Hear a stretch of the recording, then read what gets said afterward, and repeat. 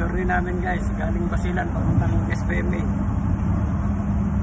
Bali, tatagal ito siguro ng mga 4 to 5 days.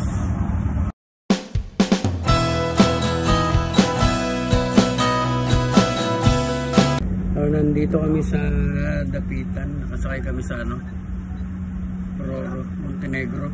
Papunta yata ito na saan to? Dumaguete. Papunta ng Dumaguete, galing dito sa Dapitan.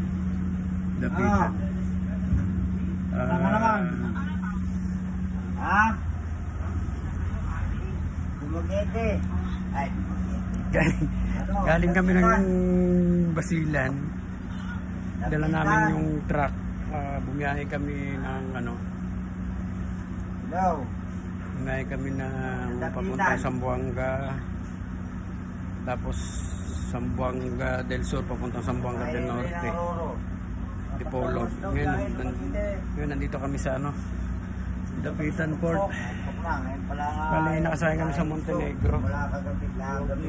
Punta ro kami ng Tapos na oras. Dapitan to.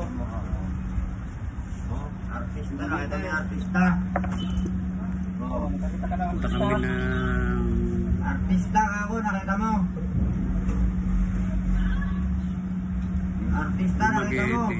Tapos pagdating ng Dumaguete, pupunta naman kami, didiretso naman kami pa Cebu. Bali, kagabi kasi hindi ko na videohan yung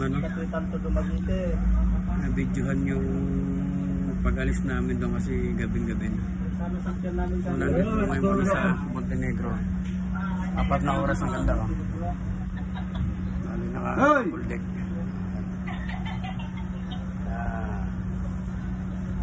May tulugan kami. Chat mo yung anak mo Bali, subaybayan nyo lang guys yung namin. Journey namin galing ng Basilan papuntang SBMA. Ibabalik namin yung truck.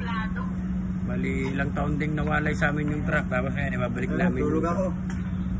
Ibabalik namin siya. Yung ginawa namin yung truck in-overhaul pa namin yung makina, inaayos namin, tapos ibibiyahe namin. Bali, kami doon 10 days kaming bali 10 days yung nagastos namin araw doon para matapos lang yun. Ko na rin, shoutout ko na rin din yung mga tumulong sa amin doon, tapos yung mga ibang mga Chabacano na kahit hindi hirap na hirap magtagalog pinipilit nila magtagalog para lang makipag-usap sa amin.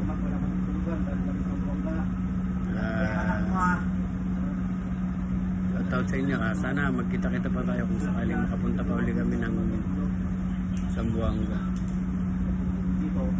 Ngayon grabe na yung puyat namin nung wala kaming tulugan simula kagabi pa to. Talagang matindi.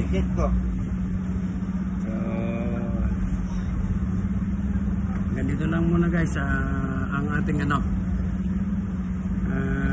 tawag mo nito, a journey begins from Basilan to SBMA. Goodbye.